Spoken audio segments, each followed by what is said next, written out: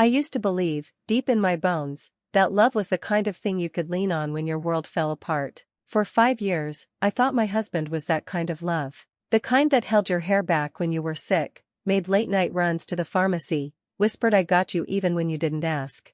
We had a 2-year-old together. A little girl with his eyes and my laugh. And until last week, I would have sworn I could count on him when it really mattered. But that's the thing about life. Sometimes it throws you something so ugly, so unexpected, it rips the curtain down on everything you thought was safe. It started small. I didn't feel great.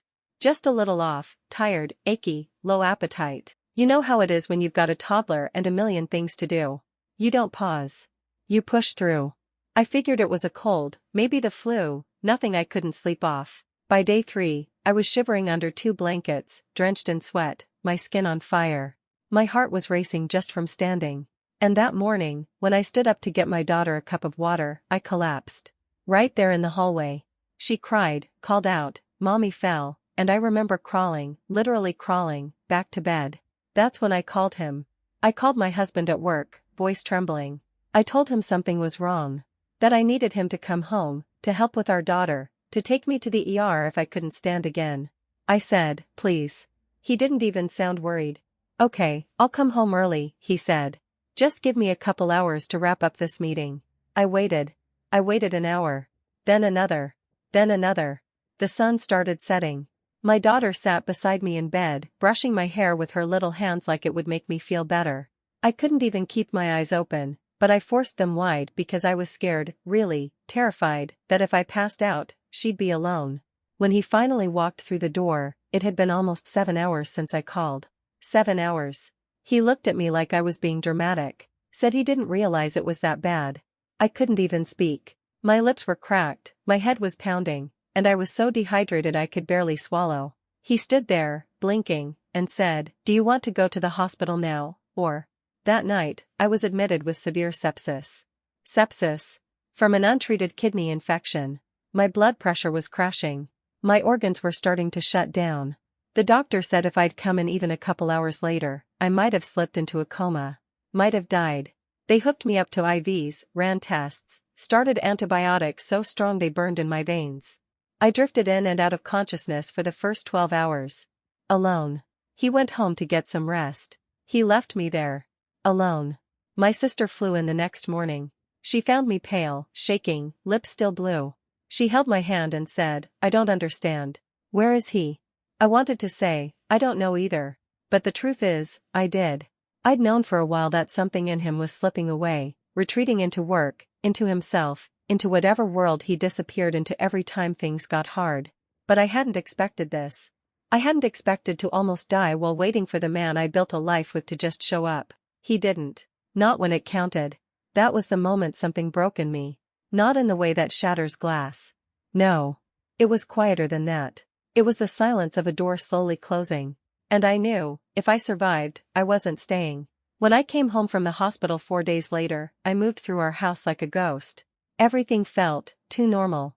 The dishes were half done in the sink. Our daughter's tiny socks were balled up on the living room floor. The TV was playing something stupid and loud, some game show my husband always watched after work, like the world hadn't just nearly swallowed me whole. He looked up from the couch and said, "Hey. You're back early."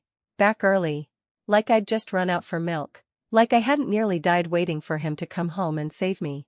I didn't speak. I walked straight to our bedroom and closed the door. That night, I laid in bed and stared at the ceiling while he snored beside me.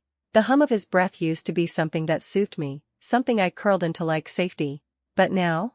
Now it sounded like betrayal. The next morning, I found the strength to speak. "I needed you," I said. My voice cracked, but I didn't care. He rubbed his eyes. "I was there. You were 7 hours late. I could have died." He rolled his eyes, actually rolled his eyes, and said, "Well, you didn't." I sat down slowly on the edge of the bed because if I didn't, I was going to fall over. Not from illness. From rage. From heartbreak. "You promised me," I whispered. "You promised me 5 years ago that I could count on you. You held my hands and said, in sickness and in health." I was sick. "I begged you. And you didn't come." His silence? That said everything. He tried to spin it, said he didn't realize it was that serious, that I hadn't explained it well enough, that I should have insisted. I laughed. Not because it was funny, God, no, but because it was the only thing standing between me and a screen that would have shaken the walls. I couldn't stand, I said through clenched teeth. I was crawling on the floor. And you thought I needed to explain it better? Our daughter toddled into the room then, clutching her bunny. I wiped my face and forced a smile. Hi, baby, I whispered. She climbed into my lap and tucked her head under my chin. That was the moment I made the decision. I wasn't staying. Because this wasn't about one bad day. This wasn't just a misstep. This was the truth finally making itself known. He wasn't my partner. He was a roommate.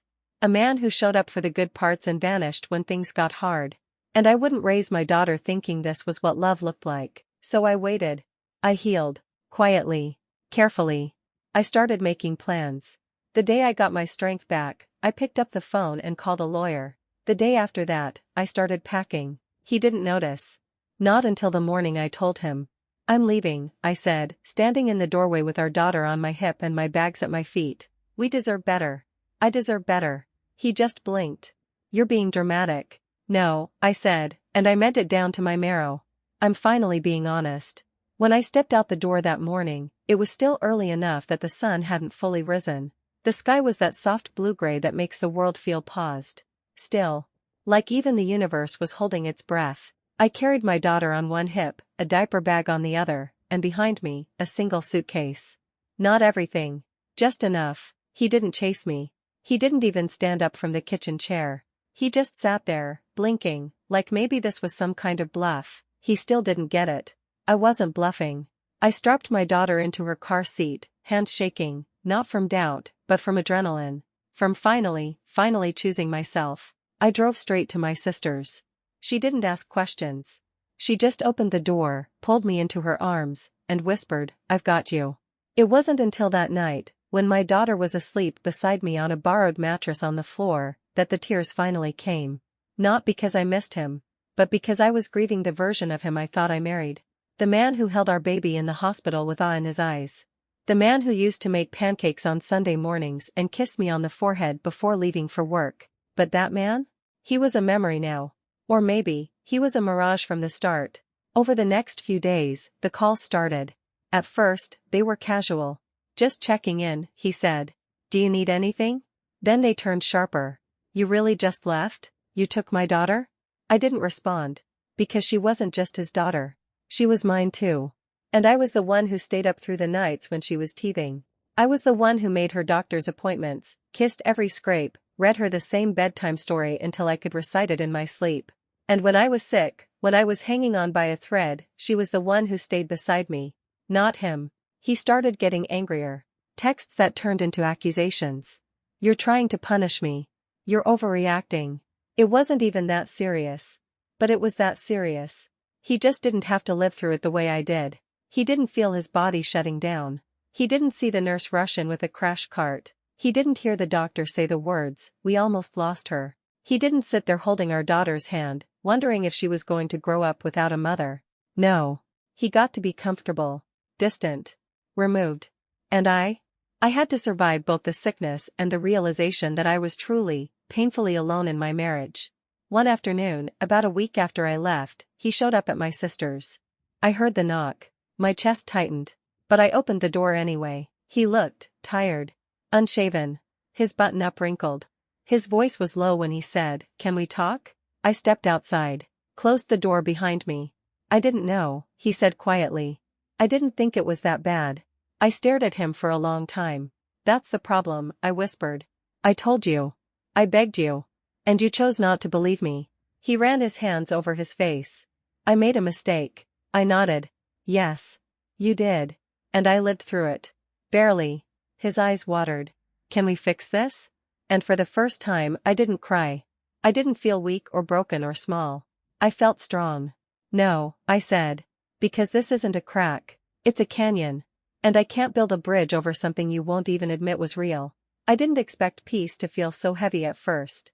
After he left that day, standing awkwardly on my sister's porch like he still didn't understand how things got this far, I went back inside and sat in the quiet. My daughter was napping in the next room, her soft breaths rising and falling. And I just sat there, letting the weight of it all settle on my chest. I had left my husband. The man I once looked at and saw forever. I had walked away, not just for myself, but for her. For the little girl who deserved to grow up in a home where love meant presence, not excuses. Where protection was action, not promises. The next few weeks were strange. I lived in this in-between space, where everything was unfamiliar but also safe. I filed the paperwork. I got a part-time sitter so I could meet with lawyers, sort out custody, figure out housing. My sister helped where she could. She never said I told you so, though I think she wanted to once or twice. Some days, I missed him. But not in the way people talk about when they miss someone they love. I missed the illusion. The version of him I built in my head. The one who made grilled cheese at 2 a.m. and danced with me in the kitchen. The one who held our daughter like she was spun from glass. But those moments? They were only part of the picture. The full truth was a man who couldn't show up when I was literally fighting for my life. A man who left his wife and child alone, because a meeting couldn't wait. A man who thought sorry would be enough to stitch together the gaping wound of abandonment. No. I didn't miss him. I missed what I thought we had. And that? That I could live without. The day I signed the final papers, I didn't cry. Instead, I went to a park with my daughter. We shared a popsicle. I watched her laugh when the cold dripped onto her chin. She looked up at me and said, "You're happy today." And she was right. Because I was. Not in the sunshine and rainbows kind of way. But in the real, earned kind of way. The kind of happy that comes after grief. After fire. When you finally realize that surviving wasn't the end of your story, it was the beginning. I started therapy. I took long walks. I wrote things down, like I'm writing now, to remind myself of the path I walked and the woman I became because of it. People ask me sometimes if I regret leaving. And here's what I say. I regret trusting someone who didn't show up when I needed him. I regret all the moments I begged for crumbs of compassion, thinking it was love. But leaving? I'll never regret that. Because in leaving, I chose life. My daughter's. Mine. And every day since, I've shown up. Even on the hard days. Even when it hurts. Because love, real love, isn't just about staying. It's about showing up. And this time, I choose me. This time, I show up for us.